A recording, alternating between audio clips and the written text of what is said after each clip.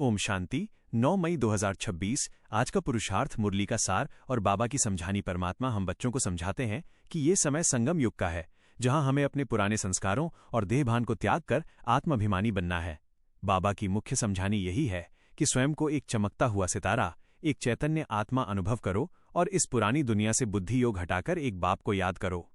जितना हम आत्मिक स्थिति में स्थित रहेंगे, उतना ही माया के बंधनों से मुक्त होकर ईश्वरीय आनंद का अनुभव कर सकेंगे। पुरुषार्थ कैसे करें? अमृत वेले की महत्ता। प्रतिदिन ब्रह्म मुहूर्त में उठकर बाप को प्यार से याद करें। यह समय शक्ति भरने का सबसे श्रेष्ठ समय है। कर्मयोग का अभ्यास। सारा दिन कर्म करते हुए भी आंतरिक रूप से मैं आत्मा हूं और करावनहार बाप की छत्रछाया में कार्य कर रही हूं, इस स्मृति में रहें। स्वदर्शन चक्र। बुद्धि में सदा ये फिरता रहे कि हम आदिकाल में कैसे थे और अब अंत में वापस घर जाना है।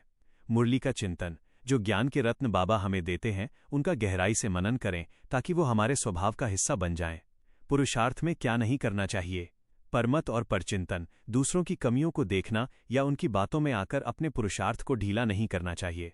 देह भान का त्याग। मैं और मेरा के भाव से दूर रहें। शरीर, संबंधों या वस्तुओं में आसक्ति पुरुषार्थ में सबसे बड़ी रुकावट है। व्यर्थ संकल्प।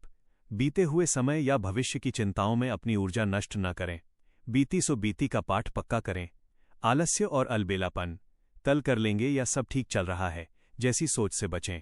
हर पल को अंतिम मानकर तीव्रता से आगे बढ़ें। सारे दिन के अभ्यास हेतु स्वमान। मैं मास्टर सर्वशक्तिवान आत्मा हूं। अभ्यास विधि।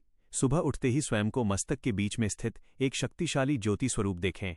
सारा दिन जब भी किसी कार्य की शुरुआत करें तो मन में ये दोहराएं, मेरे साथ स्वयं सर्वशक्तिमान बाप है, इसलिए हर कार्य सफल है। चलते फिरते अनुभव करें कि मुझ आत्मा से पवित्र किरणें निकलकर चारों ओर फैल रही हैं और हर परिस्थिति को सरल बना रही हैं।